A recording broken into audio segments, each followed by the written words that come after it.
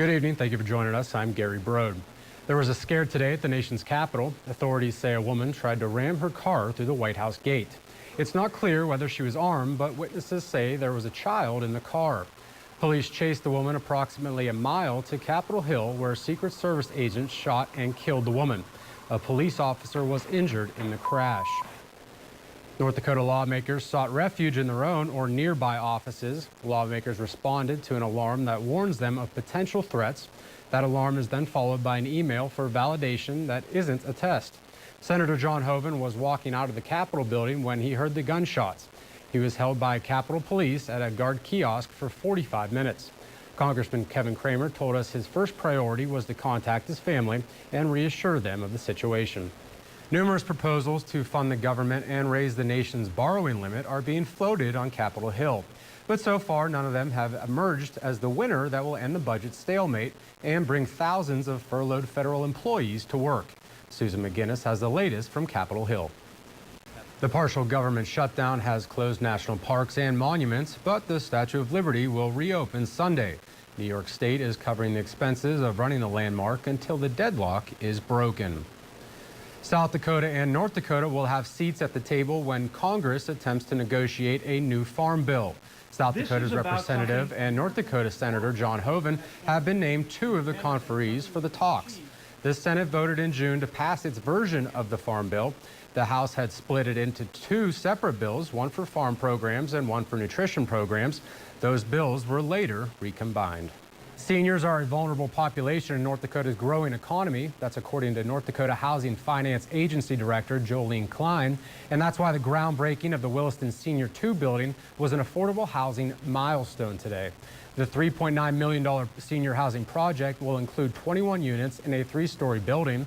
The Housing Finance Agency allocated more than $400,000 in low-income housing tax credits, bringing nearly $3.4 million in equity to the project.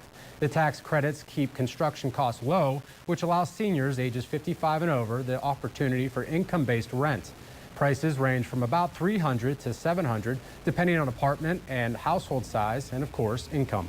A heavy snowstorm last Friday has left behind miles of downed power lines in parts of North Dakota.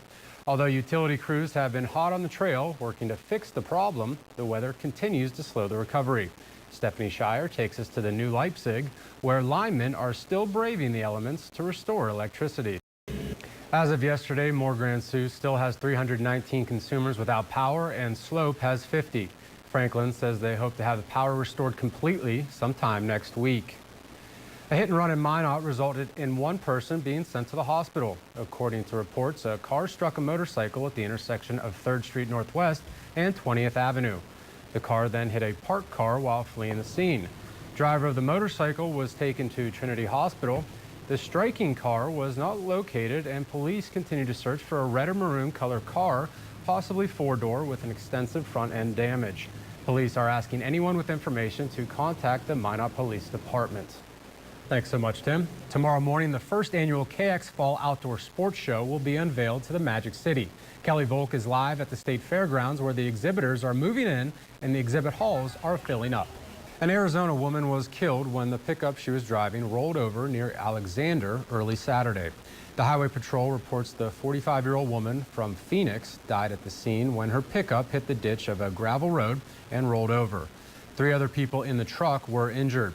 The Highway Patrol reports alcohol was a factor in the crash that happened about 1:30 Saturday morning. The Department of Health and Human Services estimates that 8.6 million people have visited the healthcare.gov website since the health insurance marketplace opened enrollment on October 1st. The Affordable Health Care Act requires that everyone carries health insurance by March 31st of 2014. In order for the policy to be active by that date, everyone must be enrolled by February 14th. Jennifer Thorgrimson spoke with the North Dakota Insurance Commissioner about the changes that will come to the state with the reform.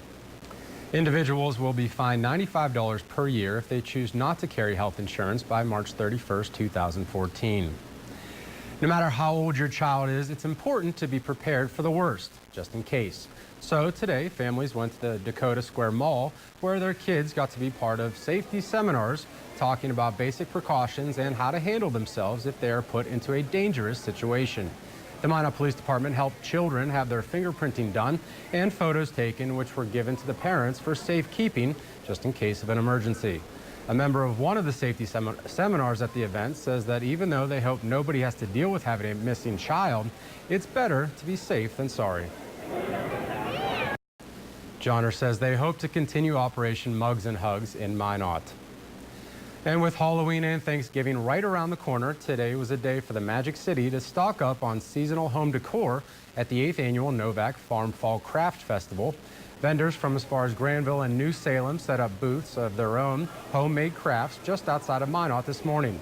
From purses to jewelry to woodwork, any homemade odd or end you could think of was being sold. And while parents shopped, kids could hop on a miniature horse ride or play in the pumpkin patch.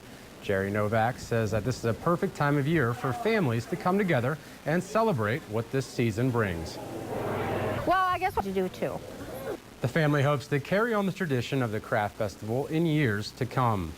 Coming up on KX News in HD, with the rodeo in town, one clown visited some Minot schools and gave them a valuable life lesson. But first, Tim gives us his weather. Tomorrow. So as soon as you walk in through the doors at the Husfest, one of the first things you do and you notice, it's that smell. It's the smell of Scandinavian food. The aroma is all over the place. So I figured, being this is my first Husfest, what better way to get some of the Scandinavian culture than to try the food. So I'm here at the Husfest. We're wrapping up the festivities for today.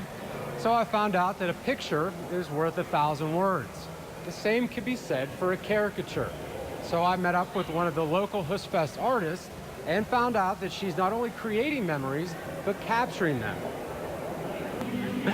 All right, Jim, so if it looks like the camera's shaking a little bit, it's because our sure-handed cameraman was laughing uncontrollably at my reaction to the entire Galen gets to live through that with all our new reporters. I've never seen him laugh so hard than what I did 2 days ago. Yesterday. It was terrific. It was hilarious. So, favorite food?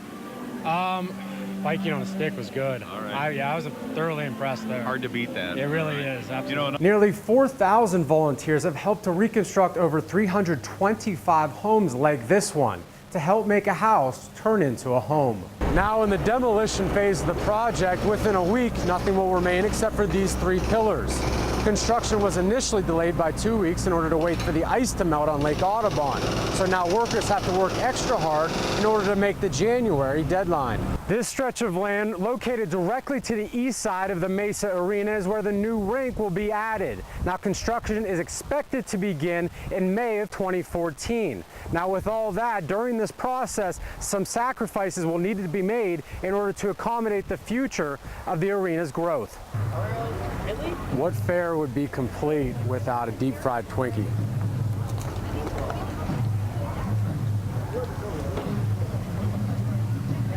Now my fair is complete. One of Jessica's biggest difficulties is juggling her passion for fighting with her passion for the Air Force. Through hard work and determination, she's able to do both. So one of the first things that I ever heard when I first came to North Dakota was about the state fair. So my mom came all the way out from Youngstown, Ohio to enjoy the festivities herself. We're going to ride some rides, play some games, maybe eat some food, and enjoy what North Dakota State Fair has to offer. Cheers. That's refreshing, especially after a hot day like this. We rode some rides, we played some games. That's day 1. We have 8 more to go. For KX News, I'm Gary Brode at the North Dakota State Fair. While Jesselyn had initial hesitation about opening a hair salon here at a John Deere store, she has seen her clientele grow rapidly in the last few weeks. I've had kettle corn, deep-fried Twinkies, chocolate malts, Indian tacos, egg sandwiches, but ultimately my favorite, the Tubby's Burger. For KX News, I'm Gary Brode.